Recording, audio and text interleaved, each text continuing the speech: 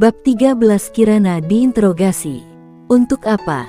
Tapi tak urung, Derry mengejar motor itu. Dia lelaki yang bersama Kirana, pasti tahu di mana rumah orang tua Kirana. Suara Ragendra setengah memekik. Oh, hanya itu, respon Derry. Dia mempercepat laju mobil, agar tak kehilangan jejak. Itu dia. Ragendra melihat motor berhenti di dekat sebuah gang kecil. Tapi, rasanya masih agak jauh menuju ke daerah yang seperti disebutkan Nona Lolita, ucap Derry.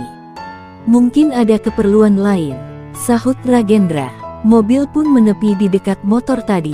Rupanya sang pemilik motor sedang menelepon dulu. Derry bergegas keluar, sementara Ragendra menajamkan pendengaran. Andai kakinya tak sedang sakit, dia pasti yang bergegas keluar dan bertanya. Ragendra menatap kedua kakinya dan mengembuskan napas gusar. Apa reaksi keluarga Kirana saat melihatnya yang cacat, tak bisa berjalan? Tiba-tiba saja dia menjadi minder, takut tak diterima di keluarga Kirana.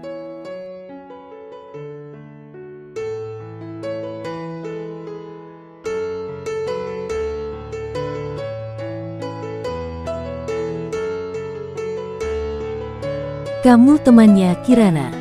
Derry menepuk bahu pengendara motor itu.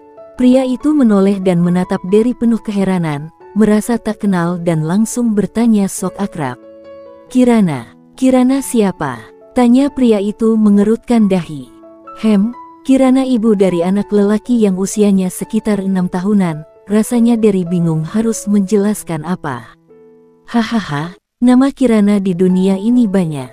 Dan yang punya anak usia 6 tahun juga banyak, kekeh pria itu, yang merasa Derry sangatlah lucu. Derry mendengus, dan memasang raut datar. Tak suka ditertawakan, seumur hidup tak ada yang pernah menertawakan dirinya, malah ada orang asing menertawakannya. Sialan sekali orang ini, gerutunya dalam hati. Seharusnya Anda menunjukkan fotonya, lanjut pria itu setelah berhenti tertawa. Derry mendesah. Dia tak punya foto Kirana.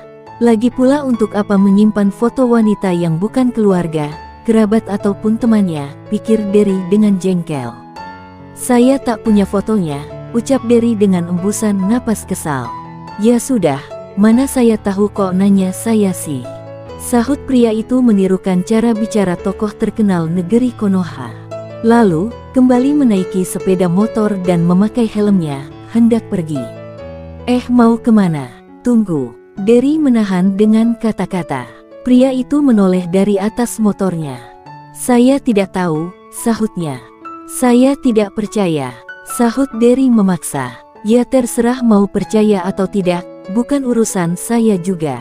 Ah sudahlah, saya buru-buru. Calon istri saya pasti sudah menunggu, mana sekarang sudah malam lagi.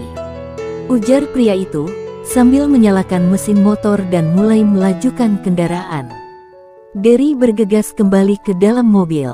Bagaimana? Tanya Ragendra penasaran. Orang itu tak kenal, jawab Derry. Tak kenal? Masa iya sih? Saya ini orang yang mudah mengenali seseorang hanya dengan sekali lihat saja, mana mungkin saya salah orang.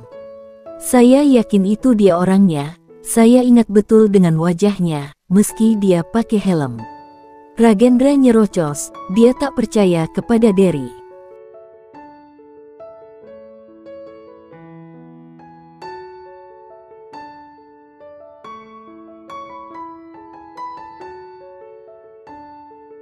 Tapi, kita tak punya fotonya. Jadi sulit menanyakan tanpa memperlihatkan foto, ucap Derry menjelaskan. Foto? Kenapa kamu tak minta kepadaku? Aku menyimpan banyak fotonya. Kesal Ragendra, dia jadi kehilangan informasi penting tentang Kirana sekarang. Derry menatap Ragendra penuh selidik, matanya memicing dengan sudut bibir yang berkedut. Kok bisa Anda punya banyak foto Nona Kirana? Apa dugaan saya benar, kalau Anda menyukai Nona Kirana? Ragendra gelagapan, dia tampak salah tingkah. Tidak perlu ikut campur, sambil memalingkan muka, untuk menyembunyikan pipinya yang memerah. Maaf karena saya terlalu ingin tahu, ucap Derry yang mulai menaruh curiga akan sesuatu. Ya sudah jalan, ujar Ragendra, Untuk mengejar orang tadi sepertinya sudah terlambat, dia jadi semakin kesal saja rasanya kepada Derry. Derry memacu mobil dengan kecepatan sedang. Saat menemukan penginapan, dia inisiatif berhenti. "Kenapa berhenti di sini?" tanya Ragendra sambil melihat keluar jendela mobil.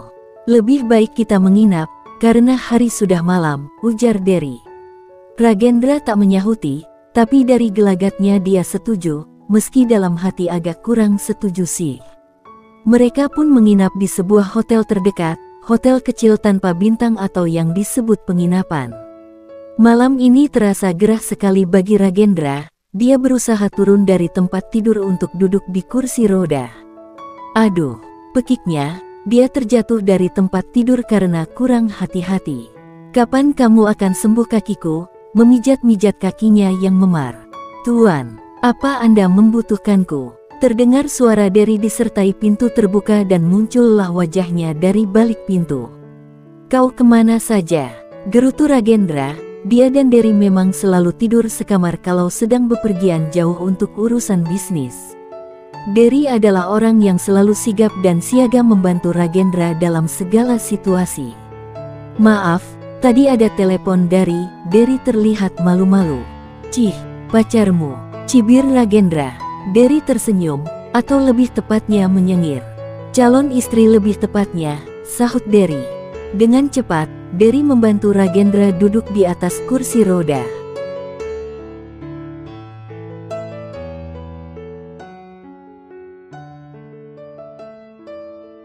"Sebenarnya Anda mau kemana?" tanya Derry. "Ke balkon, aku mau menghirup udara segar," jawab Ragendra.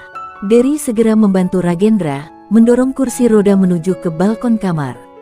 Kini, mereka sudah ada di balkon menatap indahnya malam ini yang dipenuhi bintang yang bertaburan berkelap-kelip. Tak ada yang berbicara di antara keduanya. Tiba-tiba, Ragendra melihat seseorang yang dia kenal. "Itu dia, ayo kejar dan tanya di mana alamat Kirana," pekik Ragendra. Andai bisa, dia ingin sekali berlari dan mengejar pria itu. Pria yang sama yang pernah dilihatnya tadi. Pria yang diyakini pernah bersama dengan Kirana. Dia berada di balkon lantai 2, sehingga cukup jelas saat melihat ke halaman bawah. Derry segera memperhatikan ke arah yang Ragendra tunjuk. Benar saja ada pria yang sama yang dia tanya tadi. Tapi ini sudah malam, lagian pria itu juga sudah kembali menghilang.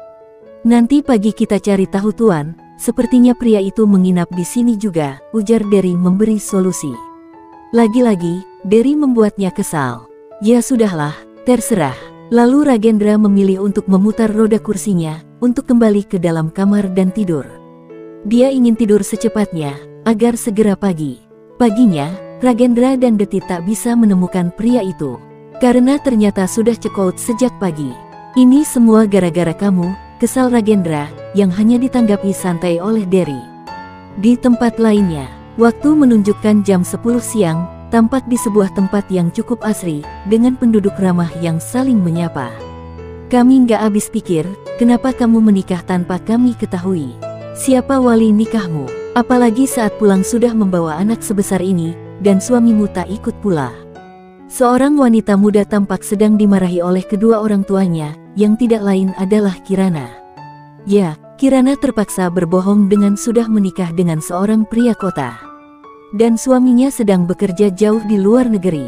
"Ayah, ibu, maafkan aku," air mata terus mengalir. Kirana bersimpuh di kaki ayah dan ibunya. Kedua orang tuanya mendesah kecewa atas perbuatan anaknya itu. "Atau jangan-jangan kamu sedang berbohong? Kamu hamil di luar nikah?" "Astagfirullah." Ayahnya menggusar kepala kasar dan meremas rambutnya sampai ada yang rontok lumayan banyak, saking kesalnya. "Ayah, tenang dulu," ujar istrinya, sambil mengelus punggung sang suami. Kirana gelagapan dengan raut cemas, dan muka yang sudah memucat.